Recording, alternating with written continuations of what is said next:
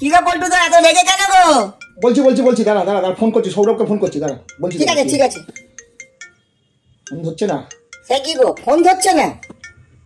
অদ্ভুত তো। হ্যাঁ, অনুব্রতকে ফোন করি। আজকাল এরকমই হয়েছে, মানুষজনকে ফোন করলে ফোন ধরতে চায় না। সত্যি অদ্ভুত সব। রিং হয়ে যাচ্ছে, বেটারা কেউ ফোন ধরছে না। খুব বাজে জিনিস। ফোন করলে যদি ফোন না ধরে অ্যাভয়েড করা, এগুলো খুব বাজে। উস্পার হয়ে যাবে। কি হয়েছে কি তোমার? হ্যাঁ আরে বলছি দাঁড়া না, ধরবে না তো। কি ব্যাপারটা হয়েছে বলো না শুনি। কেমন সব বন্ধু বান্ধব ভেবে দেখ, আজকে ফ্রেন্ডশিপ ডের দিন কথা ছিল যে সবাই মিলে এক কাট্টা হয়ে আজকে লাচ্চা পরোটা আর খাসির মাংস খাওয়া হবে। আচ্ছা। সেখানে সবাই যে যার কেটে পড়েছে। কি কেটে পড়েছে? কি তোমার ফোন ধরছে না? তুই তো ব্যাপারটা জানিস না, তোকে বলি তাহলে। আমার জন্মদিনে সব বন্ধুদের নিমন্ত্রণ করেছিলাম। এবার নিমন্ত্রণে খাসির মাংস আর লাচ্চা পরোটা খাইয়েছিলাম। ও বুঝেছি, হাফ সেঞ্চুরি করলে বলে সেলিব্রেশন। কে বলেছে? আরো কম বয়স আমার।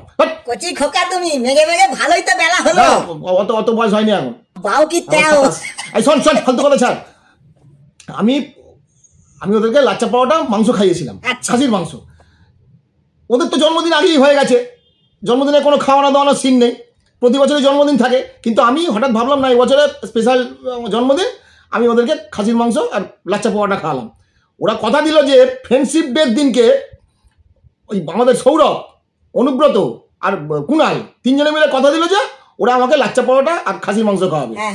ওখানে বলেছিল যে সৌরভ আর কুণাল দুজনে খাওয়াবে খাসির মাংস আর লাচ্চা পরোটা, আর রাতে আমাদের অনুব্রত বলেছিল ওই জলের পার্টি দেবে। আচ্ছা, জল তো আমি খাই না, তোরা জানিস তো। জল যখন খাও না তাহলে তোমার কি লাভ? আরে জলের জায়গায় আমি ওই ফিশ ফ্রাই, চিকেন পকোড়া টকোড়া যা করতো আগে খেতাম। কথাটা বলতে দে, শেষ করতে দে। তারপরে কি হয়েছে, আজকে সবার থাকার কথা, আমি আজকে বেলার দিকে গেছি, 11টার সময় গেছি, গিয়ে দেখি সৌরভের বাড়িতে তালা চাবি দেওয়া। সৌরভ নেই, কোথায় পালিয়েছে? তুই ভেবে দেখ, আজকের দিনে পালিয়েছে। সে কি গো হয়ে গেল।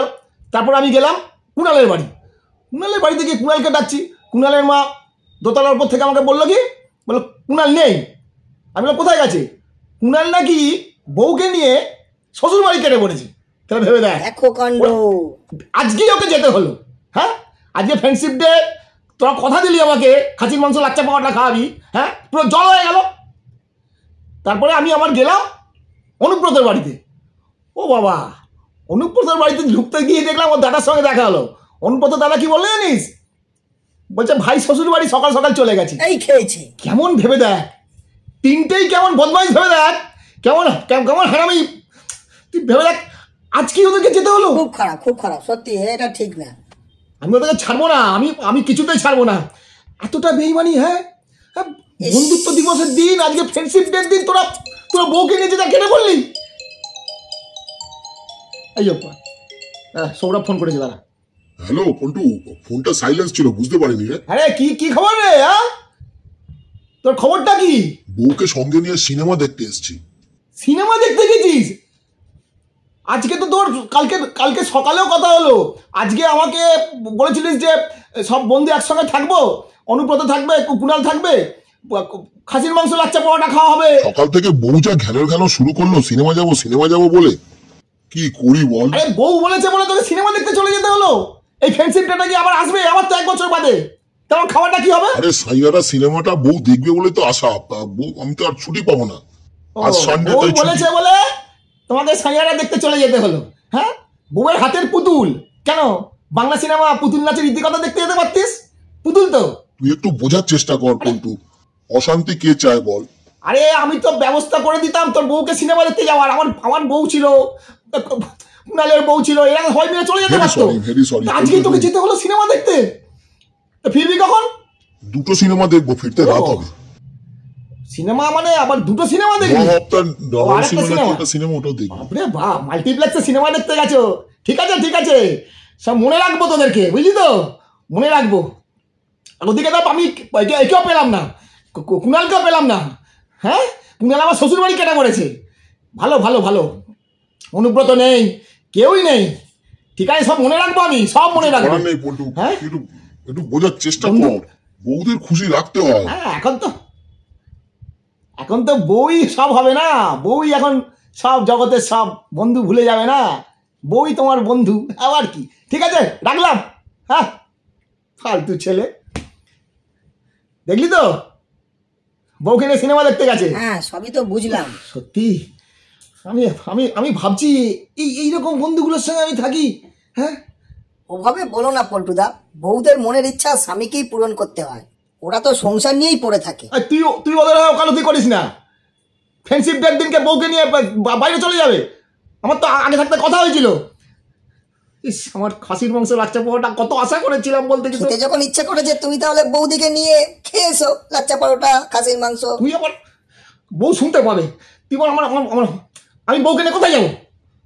হয়তো খরচ বাড়াবো বেকার। বউকে সঙ্গে করে কোথাও নিয়ে গেলে খরচ হয়েছে বলতে নেই পল্টুদা। বউ কি আর বন্ধু?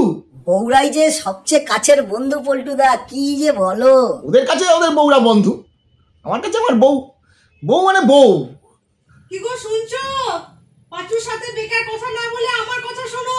বৌদি সব শুনে হ্যাঁ, ফেলেছে কি গো। হয়েছে? রেস্টুরেন্টে আমি তোমাকে নিয়ে গিয়ে খাওয়াবো খাসির মাংস আর লাচ্চা পরোটা। আরে তুমি কি করে খাওয়াবে? তোমার কাছে পয়সা কোথায়? আমি সংসার খরচের টাকা থেকে বাঁচিয়ে 5,000 টাকা জমিয়েছি। তাই নাকি? আমাকে ফেললে ভাবে নাকি? 5,000 টাকা জমি রেখে দিয়েছো? ইয়েস।